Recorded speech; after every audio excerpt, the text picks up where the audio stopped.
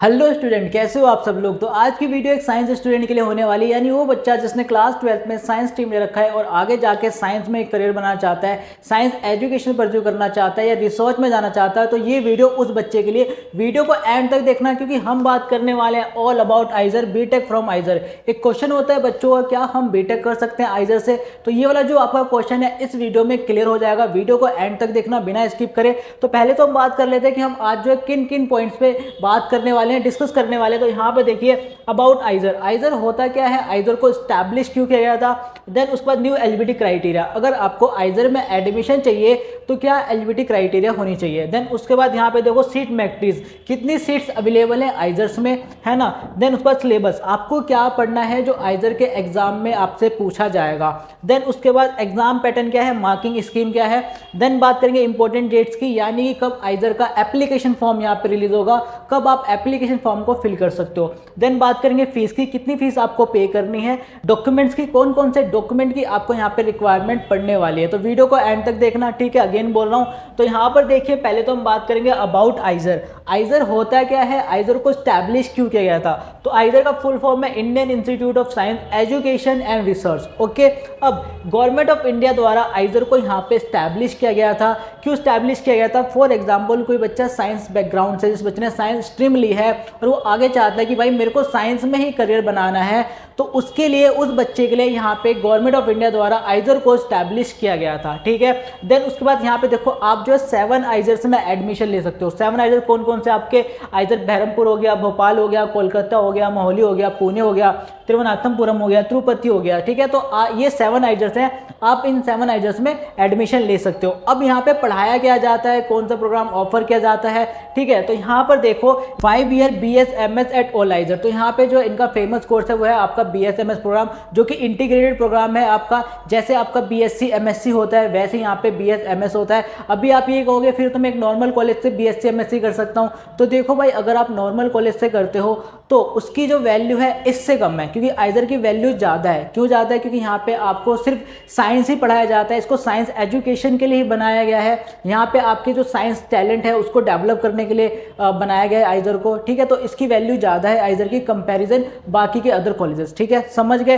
तो यहाँ पे और भी बहुत सारे न्यू कोर्सेज यहाँ पे ऐड किए गए हैं, ठीक है। जैसे आपका 4 year BS in economic science, तो आप जो इकोनॉमिक साइंस भी कर सकते हो यहाँ से, है ना। उसके बाद यहाँ पे देखो 4 year BS in economics and statistical science, तो स्टैटिस्टिकल साइंस में भी आप जो यहाँ पे एडमिशन ले सकते हो, ठीक है, न्यू प्रोग्राम है आपका। देन उसके बाद यहाँ पे आप 4 ईयर बीटेक भी कर सकते हो। देखो बहुत सारे बच्चों का डाउट है यहाँ पे कि जो बीटेक है वो कर सकते हैं कि नहीं कर सकते। बीटेक भी कर सकते हो आप आइजर से, और यहाँ पे देखो ब्रांचेस भी हैं, केमिकल इंजीनियरिंग में कर सकते हो आप, ठीक है। उसके बाद डाटा साइंस एंड इंजीनियरिंग में कर सकते हो, ठीक है, इलेक्ट्रिकल इंजीनियरिंग में कर सकते हो, एंड कंप्यूटर साइंस इंजीनियरिंग में कर सकते हो, ठीक है। तो यहाँ पे आपको इतने सारे ब्रांचेस ऑफर कर रहे हैं। तो आई होप आपका ये वाला डाउट तो क्लियर हो गया होगा कि आइजर से बीटेक किया जाता है कि नहीं किया जाता, समझ गए।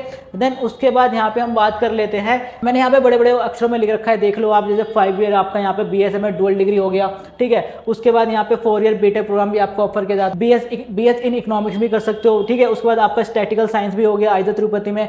तो ये आप बेसिकली वही प्रोग्राम जो मैंने आपको पहले बताया, वही ये सारे प्रोग्राम्स है, बस यहाँ पे थोड़ा बड़ा बड़ा लिख रखा है ताकि आपको देखने में कोई दिक्कत ना हो, ठीक है, ये देख लो। देन उसके बाद यहाँ पे जो बात कर लेते हैं सीट मैट्रिक्स की, कितनी सीट्स अवेलेबल है आइजर्स में। तो यहाँ पे देखिए अगर आप BSMS प्रोग्राम करते हो आइजर से, सारे आइजर्स में BSMS प्रोग्राम ऑफर किया जाता है। यहाँ पे आइजर बहरमपुर में देखो कितनी सीट्स अवेलेबल है, 180 सीट है, 180।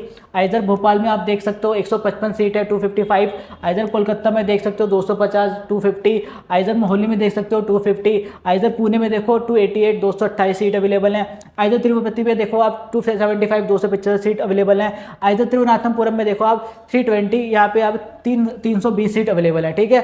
टोटल आप हो गए आपके कितने सीट, 1818 सीट अवेलेबल है, समझ गए। देन उसके बाद जिन बच्चों को BS प्रोग्राम करना है, यानी कि इंजीनियरिंग साइंस करनी है, इकोनॉमिक साइंस करनी है, तो आइजर भोपाल से कर सकते हैं। आइजर भोपाल में ये ऑफर किया जा रहा है, 84 सीट अवेलेबल है इंजीनियरिंग साइंस के लिए, और इकोनॉमिक साइंस के लिए 31 सीट अवेलेबल है, ठीक है। टोटल 115 सीट अवेलेबल है, ठीक है, समझ गए। देन उसके बाद बात कर लेते हैं यहाँ पे एलिजिबिलिटी क्राइटेरिया की। अगर आपको आइजर में एडमिशन चाहिए तो क्या एलिजिबिलिटी क्राइटेरिया है। यहाँ पे देखो पहले तो जो एप्लीकांट होना चाहिए वो इंडियन नेशनल का होना चाहिए। उसके बाद OCI कार्ड होल्डर है तो भी चलेगा, ठीक है, PIO कार्ड होल्डर है तो भी चलेगा। फॉरेन नेशनल वाले बच्चे भी यहाँ पे अप्लाई कर सकते हैं, ठीक है।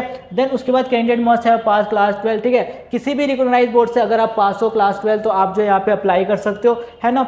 देन उसके बाद यहाँ पे बात कर लेते हैं कि candidate should have been born, देखो यहाँ पे एज लिमिट है, ठीक है। जो बच्चे 1 अक्टूबर 2000 को जन्मे हैं वो बच्चे अप्लाई कर सकते हैं, या 1 अक्टूबर 2000 के बाद जन्मे हैं वो बच्चे अप्लाई कर सकते हैं, ठीक है। और जो बच्चे कैटेगरी वाले हैं यानी रिजर्व वाले हैं, ठीक है, तो यहाँ पे देखो यहाँ पे आपको 5 ईयर एज रिलैक्शन दिया जा रहा है, ठीक है। 5 ईयर एज रिलैक्शन एसटी और पीडब्ल्यू कैंडिडेट्स के लिए, तो आपके लिए तो अच्छी बात है। देन उसके बाद यहाँ पे देखो कि candidate must have taken at least 3 subject among biology, chemistry, mathematics and physics during their class 12। देखो भाई ऐसा नहीं है कि जिन बच्चे ने क्लास 12 में पीसीएम ले रखी है वो अप्लाई कर सकता है, या पीसीबी ले रखी है वो अप्लाई कर सकता है। आपने पीसीएम ले रखी हो, पीसीबी ले रखी हो, आप सब अप्लाई कर सकते हो, साइंस वाले बच्चों के लिए ही है, ठीक है, समझ गए।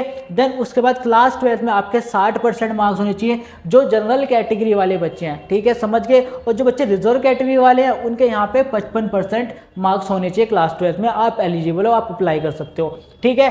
देन उसके बाद यहाँ पे देखो जो कश्मीरी पंडित है, कश्मीरी हिंदू फैमिली है, ठीक है, कश्मीरी नॉन माइग्रेंट में है, ठीक है, वो बच्चे भी अप्लाई कर सकते हैं। कश्मीरी बेसिकली कश्मीरी बच्चों के लिए ये, वो बच्चे भी अप्लाई कर सकते हैं, ठीक है। बट आपको ध्यान रखना है कि आपके पास डोमिसाइल सर्टिफिकेट होना चाहिए, ठीक है, समझ गए। देन बात कर लेते हैं सिलेबस की। तो जो सिलेबस है आपका यहाँ पे जो क्वेश्चन आने वाले हैं वो आपके रैशनलाइज एनसीईआरटी में से ही आने वाले हैं, यानी जो आपकी क्लास 12 की और क्लास 11 की एनसीईआरटी है उसी में से ही क्वेश्चंस आएंगे। तो आपको सिर्फ एनसीईआरटी पढ़नी है, बाकी अगर आपको सिलेबस देखना है मैथमेटिक्स का, फिजिक्स का, केमिस्ट्री का, बायोलॉजी का, तो आप इनकी ऑफिशियल वेबसाइट पर जाके देख सकते हो, ठीक है। देन बात कर लेते हैं यहाँ पे हम exam pattern and marking scheme का। तो आपका IAT आइजर एप्टीट्यूड टेस्ट का जो एग्जाम कंडक्ट करवाया जाएगा वो आपका कंप्यूटर बेस्ड टेस्ट होने वाला है, यानी आपको जो है कंप्यूटर पे बैठ के एग्जाम देना है, समझ गए। रिटर्न एग्जाम नहीं होगा, कंप्यूटर बैठ के एग्जाम होगा, ठीक है।